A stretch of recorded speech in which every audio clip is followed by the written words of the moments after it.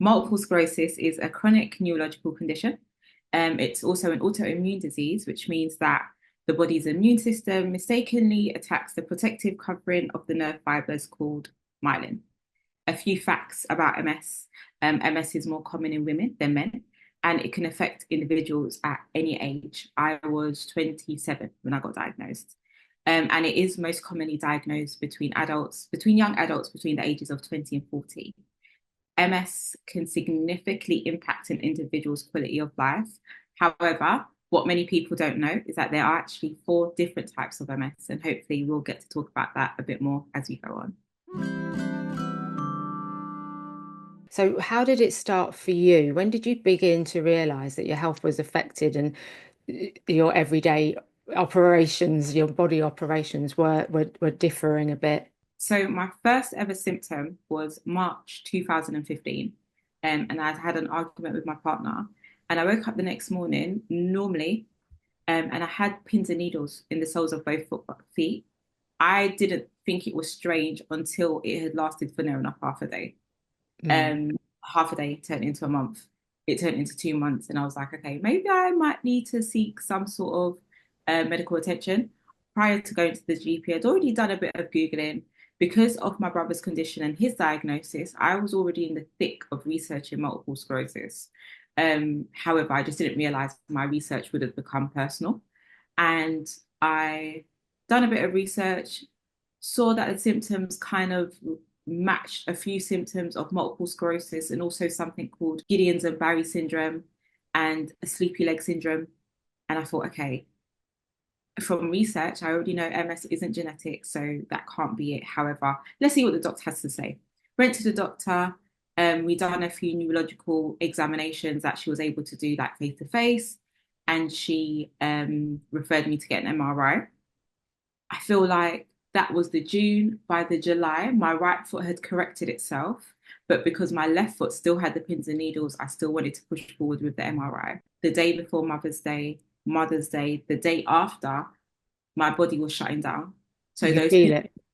yeah, and it was painful. It was awful because to touch, the only way I could describe it would be hot ants crawling up my body, and Oh, that didn't make any sense. But it was interesting.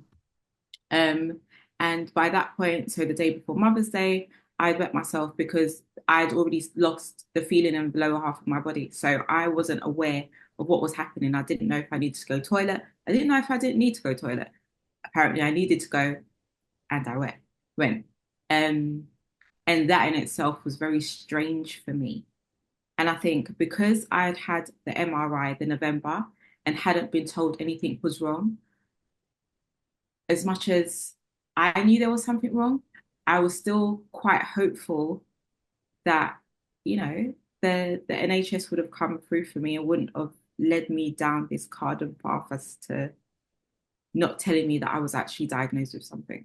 so how long did that last for? I mean, from that, having that sort of feeling of the paralysis from the waist From down. the I way mean, you must have been so scared. I was petrified, I was literally petrified. So that's quite a fast acceleration from having the pins and needles in your feet. Yeah, it was near enough a year from first symptom to diagnosis. And then what happened, like following on from that? Like, how did your symptoms develop? So the paralysis lasted for 4.5 months. However, in that time, because I was having active relapses, they gave me a steroid that they didn't know I was allergic to. I didn't know I was allergic to, and it took the use of my left hand. So till this very day, I won't pick up glass with my left hand. I won't pick up a plate with my left hand unless I'm actively looking at the object that I want to hold. I can't just assume my hand's going to know where it needs to go. May I ask you, what do you think, like in your experience, do you think attitudes towards disability differ in BAME communities and why do you think that is? 100%. I think culturally, disabilities, illnesses, it's not always accepted. And I also feel like culturally, because of maybe the different barriers that we've faced as a BAME community, we're not always in a rush to go to seek help from medical professionals. Do I think that's right? Absolutely not. But I have been there. And I feel like that's why I always say I advocate for myself. I advocate for the voiceless, who is my brother, as he's nonverbal. And I advocate for those who are tired, tired of not being heard, tired of almost being drowned out and making them seem as though what they're saying is nonsense when in hindsight we're the ones going through it. So culturally, 100%, I do feel like there are some disparities that need to be addressed and that need to be changed.